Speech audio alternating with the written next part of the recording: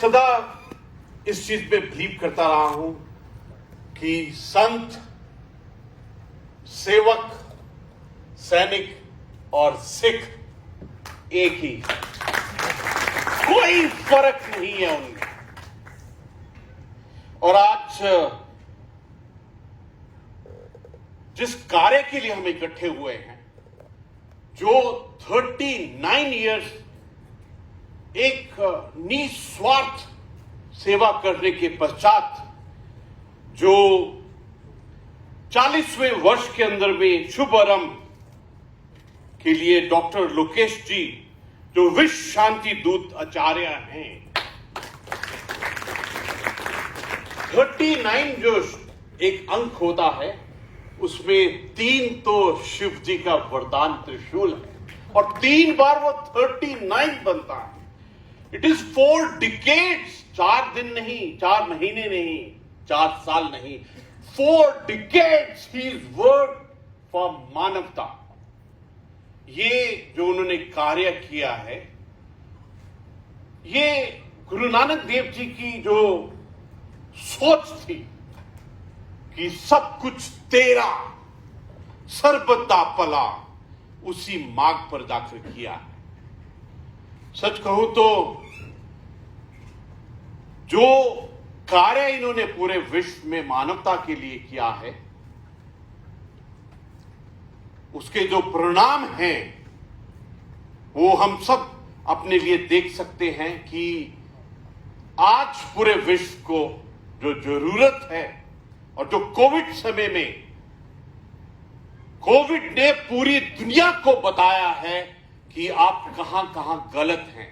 मुझे आज के शीर्षक से सचमुच में बहुत प्यार हो गया है। इस शीर्षक के अंदर में प्राकृतिक व संस्कृति के संरक्षण, कौन करेगा ये संरक्षण? हमको आगे आकर we'll have to take care of प्राकृतिक और संस्कृति। मैं कहूंगा कि जो भारत की सभ्यता, संस्कृति और इतिहास है, जो 25,000 सालों से सींचा है हर भारतीय ने, उसका संरक्षण करना।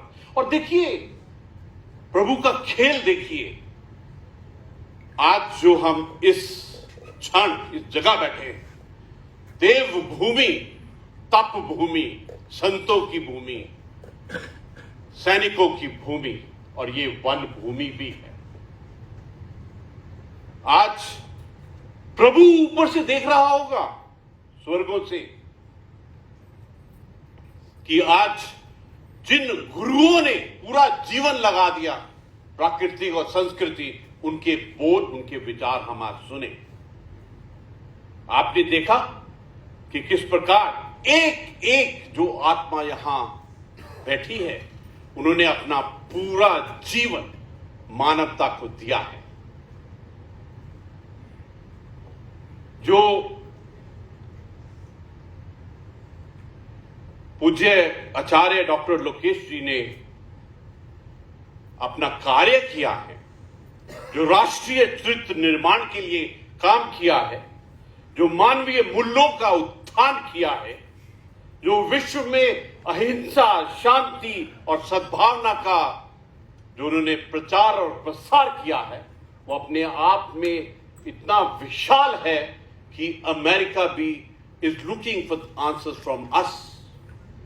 इन्होंने भारत के वो सोच, विचार और जो धारणा है, उसको जो इज्जत दी है पूरे विश्व के अंदर में, उसी के बलबूते के ऊपर में वर्ल्ड पीस ऐसे वाले शब्दों को एक लीडरशिप दी है।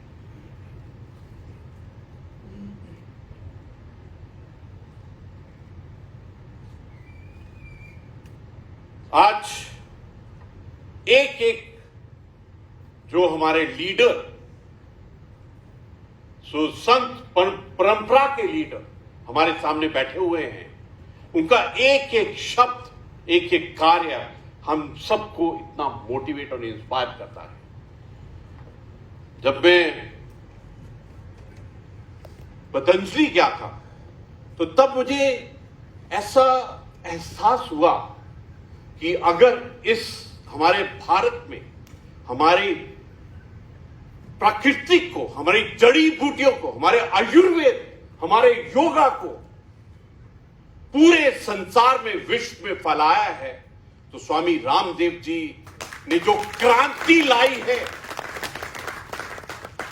मैं तो कहूंगा कि ऐसा लगता है कि उनको मालूम था कि पूरे विश्व में कोविड पैंडेमिक आने वाला है। जो उन्होंने हमको इम्यूनिटी दी, जो अलोम विलोम, जो कपाल भारती, जो भ्रमरी और जो आयुर्वेद योगा के साथ में हमको प्यार करवाया, दैट वाज द रीजन कि भारत ने जो रेजिलियंस दिखाया, भारत ने जो रिजॉल्व दिखाया, वो अपने आप में पूरे विश्व के अंदर एक उदाहरण है। मुझे सबसे प्यारी बात ये लगी पतंजलि में जाकर कि इन्होंने जो कॉर्पोरेट कल्चर, टेक्नोलॉजी, रिसर्च, उसको जो हमारी संस्कृति, प्रकृति का आधार है, उसको जिस प्रकार से जोड़ा है, वो अपने आप में एक एग्जाम्पल है। मैं ऐसा सोचता हूं कि दो पिलर हैं, एक तो भारत की सभ्यता, संस्कृति और इतिहास, और दूसरा है मॉडर्नाइजेशन, आर्टिफिशियल इंटेलिजेंस, टेक्नोलॉजी और रिसर्च। अगर पूरे भारत में किसी ने इन दोनों का संगम किया है तो वो स्वामी रामदेव जी।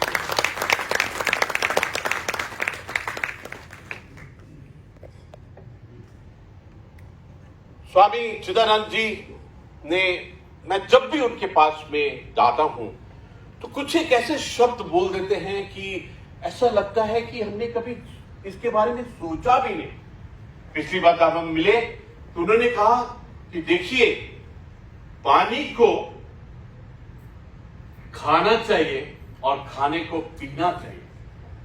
मैंने तो कभी पूरा जिंदगी सोचा ही नहीं इसके बारे, लेकिन इतनी गहराई वाली बात उन्होंने कह दी कि ऐसा लगता है कि ये एक ऐसे संत, एक ऐसे स्वामी की एक रियलाइजेशन है, वो जिसको वो पूरे भारत, पूरे मानवता के साथ में बांटना चाहते हैं। मैं उनका जो प्यार है पौधों के साथ, स्वच्छता के साथ में, पर्यावरण के साथ में, अपने आप एक अलग ही अध्याय है। जो बालकृष्ण जी हैं, मैं उनके साथ में एक पार्टी में गया, पार्टी क्या, किसी का विवाह था, तो वहां पर जैसे अंदर में गए तो उन्होंने एक स्नैक्स की प्लेट रख दी, तो मेरे साथ बैठे थे, तो मैंने उनको कहा कि स्नैक्स तो रखे हैं, लेकिन उम्र के हिसाब से one should learn how not to eat. तो उन्होंने एक बहुत गहरी बात कही। उन्होंने कहा कि हर एक खाने की चीज एक औषधि है, खाने को औषधि के रूप में लेना चाहिए। मेरे को तो ऐसा लगता है जब भी मैं संतों की संगति में जाता हूं तो ऐसी रियलाइजेशन वापस लेके आता हूं कि उसके बारे में मैं दिनों दिन सोचता रहता हूं।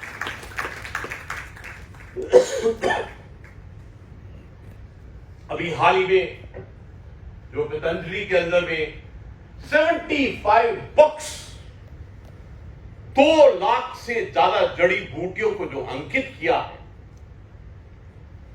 अपने आप में कमाल है। हमारे उत्तराखंड के अंदर में 71% इज द फॉरेस्ट, और भगवान का आशीर्वाद, शिव जी का आशीर्वाद इतना अत्यंत है कि हमको खुद ही नहीं मालूम है कि what is our self worth, what is our self value. I think ये जो प्राकृतिक से जो प्यार है, I think that has got to be our priority number 1। In fact ये जो नेचुरल फार्मिंग है, जो बात स्वामी रामदेव जी ने गाय की खेती की, जो नेचुरल फार्मिंग की, ऐसा लगता है कि 1000 साल जो हम मुगल और अंग्रेजों के शासन के नीचे में गुलामी की है, उससे जो मुक्ति चाहिए, उस गुलामी की सोच से जो मुक्ति चाहिए, वो तभी मिल सकती है जब आप प्राकृतिक और अपनी संस्कृति को पहचानेंगे। माननीय प्रधानमंत्री जी ने लाल किले के प्रांगण से ये कहा कि हमको विकसित भारत बनाना है, वी हैव टू नो हमारी हेरिटेज, हमारी विरासत क्या है। आज एक चीज बहुत अच्छी लग रही है हमारे एक, कि किस प्रकार से हम, हमारे सोच विचार कुछ भी हो, लेकिन किस प्रकार हम एकजुटता, वननेस, समरसता के साथ में अपना कार्य करें। आज का ये जो क्षण बिताए हैं, ये उसी गाय की तरह हमको करना चाहिए कि हमने घास चरा है, लेकिन घर में जाकर उसको दोबारा निकाल के अपने दिमाग के अंदर में रिफ्लेक्ट, इंट्रोस्पेक्ट और उसको सोचना पड़ेगा, क्योंकि बातें इतनी गहरी की हैं कि उनके ऊपर में विश्लेषण करना, उनके ऊपर में बहुत बारीकी से सोचना हमारे लिए बहुत जरूरी है। आज तो सौभाग्य है उत्तराखंड का, राजभवन का, कि आज ऐसी आत्माएं इकट्ठी हुई हैं। और मुझे एक बहुत अच्छी बात लगी कि जिस प्रकार बताया गया कि सैडनेस, डिप्रेशन के साथ में जो जूझ रहे हैं, जो अमेरिका, यूरोप, पूरी दुनिया जो जूझ रही है टेंशन के अंदर में, लेकिन हमारे जो सनातन धर्म की सोच है, जो ब्रह्मांड की सोच है, जो दिव्यता, भव्यता और पवित्रता की सोच है, वो हमको अंदर से इतनी खुशी देती है।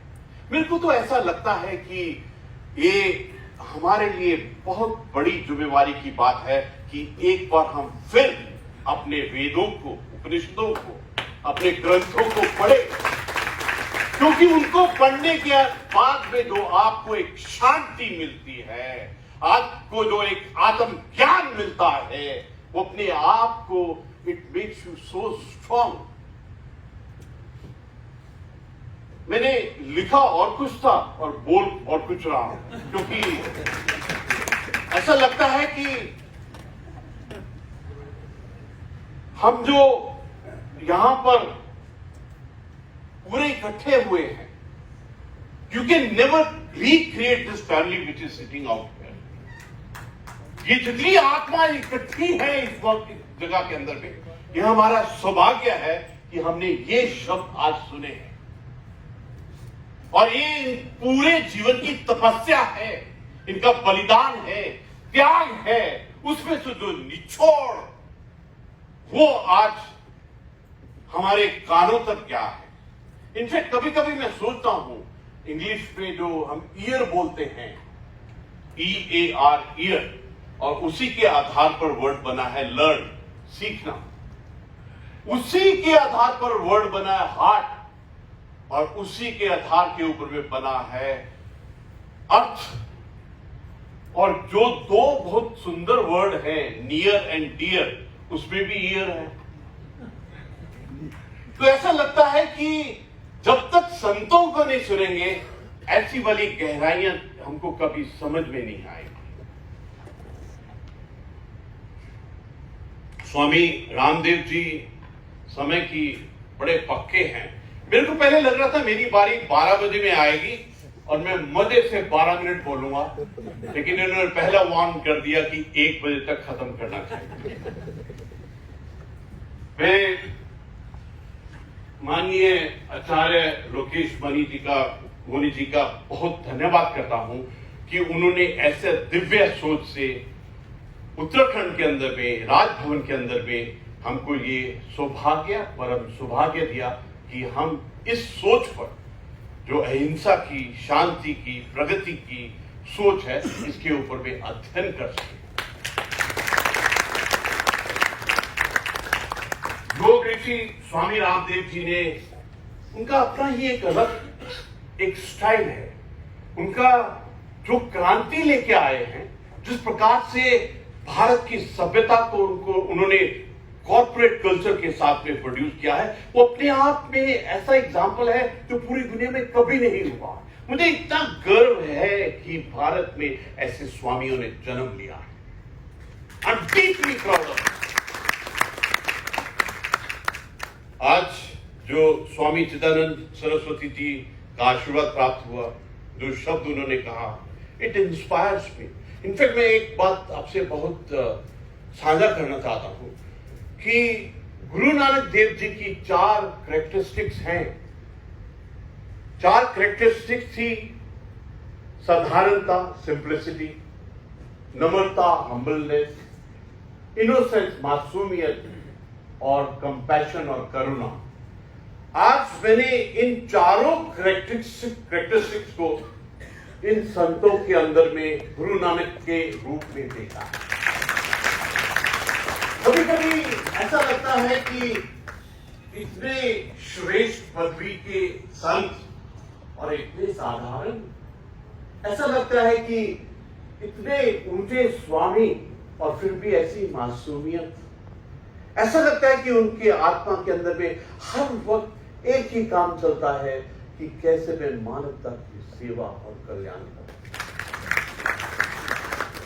मैं इस परिवार की तरफ से, पूरे उत्तराखंड की तरफ से आप सबको धन्यवाद करता हूं कि आपने अपना समय निकालकर हमारे साथ आपके विचार किए, और हम सबकी तरफ से आत्मा के स्तर में भव्यता, दिव्यता और पवित्रता से नमन करते हुए आचार्य लोकेश मुनि जी को बस यही कहना चाहता हूं कि जिस प्रकार आपने एक मार्ग दिखाया है, मैं कभी कभी सोचता हूं ये जो वर्ड जैन है ये कैसे बना होगा, प्रभु ने कैसे बनाया होगा।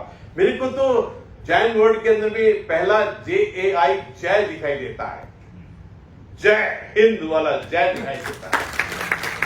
मेरे को तो ये जैन वर्ड के अंदर में जो J और N को छोड़ दे तो AI, artificial intelligence, modernisation, technology.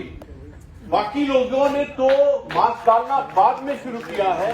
मुनि जी तो ना जाने 22 साल की उम्र से ये मास्क लगाया हुआ है। आज सच कहूं तो मेरे लिए आज एक बहुत ही, this was a day of great learning. मेरे लिए एक शिक्षा का, एक लर्निंग का, एक सीखने का। और अंत में तो मैं यही कहूंगा कि मैं एक सिख हूं, अंदर में एक ही भूख है कि मैं कैसे सीखूं। आज उस भूख में अलग ही एक आनंद आया है। आधा मिनट बचा है स्वामी रामदेव जी के आदेश के मुताबिक। आखिर में मैं एक चीज कहूंगा कि आज हमारे बीच में सैनिक भी हैं, संत भी हैं, स्कॉलर्स भी हैं, और गुरु गोविंद सिंह जी का जो रूप